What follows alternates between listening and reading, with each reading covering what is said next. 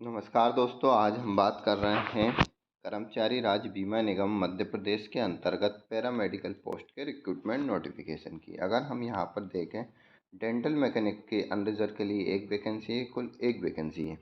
Junior radiographer के यहाँ पर अनरिजर्व के लिए 3 हैं, एसटी के लिए 2 है, ओबीसी के लिए 1 है, ईडब्ल्यूएस के लिए 1 है। टोटल 7 वैकेंसी है। जूनियर मेडिकल लेबोरेटरी टेक्नोलॉजिस्ट की यहाँ पर एसटी के लिए 1 है, ईडब्ल्यूएस के लिए 1, टोटल 2 वैकेंसी है। ओटी असिस्टेंट के लिए अनरिजर्व से 1 वैकेंसी है। इस तरीके से कुल 1 वैकेंसी है। फार्मासिस्ट होम्योपैथिक की यहाँ पर 1 वैकेंसी दे रखी है अनरिजर्व में। इस तरीके से टोटल 1 वैकेंसी है। सेम रेडियोग्राफर के लिए देखें तो अनरिजर्व की 1 वैकेंसी है और टोटल यहाँ पर 1 वैकेंसी दी हुई है। एसेंशियल क्वालिफिकेशन की अगर हम बात करें तो जूनियर रेडियोग्राफर के लिए पे लेवल जो रहेगा 3rd रहेगा और एज लिमिट 18 से 25 साल रहेगी। एजुकेशन क्वालिफिकेशन की बात करें तो 12th क्लास पास होना चाहिए साइंस सब्जेक्ट से, और इसके साथ साथ सर्टिफिकेट या डिप्लोमा होना चाहिए, मिनिमम 2 ईयर ड्यूरेशन इन रेडियोग्राफी। ओटी असिस्टेंट लेवल 3 पे ही रहेगा। एज लिमिट 32 साल से अधिक नहीं होनी चाहिए। एसेंशियल क्वालिफिकेशन जो है सीनियर सेकेंडरी होना चाहिए, 10+2 साइंस सब्जेक्ट से होना चाहिए।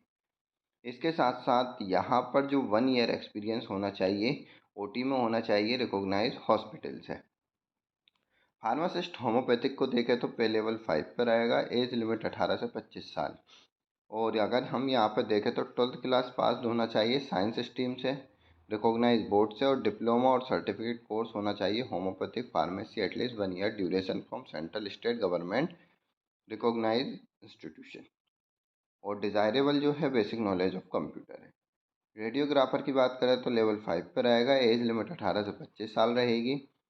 12th क्लास पास होना चाहिए साइंस से और डिप्लोमा सर्टिफिकेट होना चाहिए रेडियोग्राफी, मिनिमम 2 ईयर ड्यूरेशन। साथ साथ 1 year experience in radiography from recognize institute. Junior medical laboratory technologist level 5 पर रहेगा। एज लिमिट 18 से 25 साल रहेगी। 12th क्लास यस जो होनी चाहिए साइंस सब्जेक्ट से पास होना चाहिए। इसके साथ साथ diploma in medical laboratory technology होना आवश्यक है। डेंटल मैकेनिक की अगर हम बात करें तो लेवल 5 पर आएगा। एज लिमिट 18 से 25 साल है। और यहाँ पर अगर एसेंशियल क्वालिफिकेशन की बात करें तो 10+2 और 12th फॉर्म साइंस सब्जेक्ट से होना चाहिए। इसके साथ डिप्लोमा मिनिमम 2 ईयर ड्यूरेशन का होना चाहिए डेंटल मैकेनिक से। और यहाँ पर रजिस्टर्ड होना चाहिए डेंटल काउंसिलिंग ऑफ इंडिया के अंतर्गत। और 2 ईयर एक्सपीरियंस होना चाहिए रिलेवेंट फील्ड के लिए। अगर एज रिलैक्सेशन की बात करें तो SC/ST कैंडिडेट के लिए 5 ईयर, ओबीसी के लिए 3 ईयर, फिजिकली हैंडीकैप के लिए यहाँ पर अनरिजर्व कैटेगरी के लिए 10 साल, फिजिकली हैंडीकैप ओबीसी 13 साल, फिजिकली हैंडीकैप SC/ST 15 ईयर।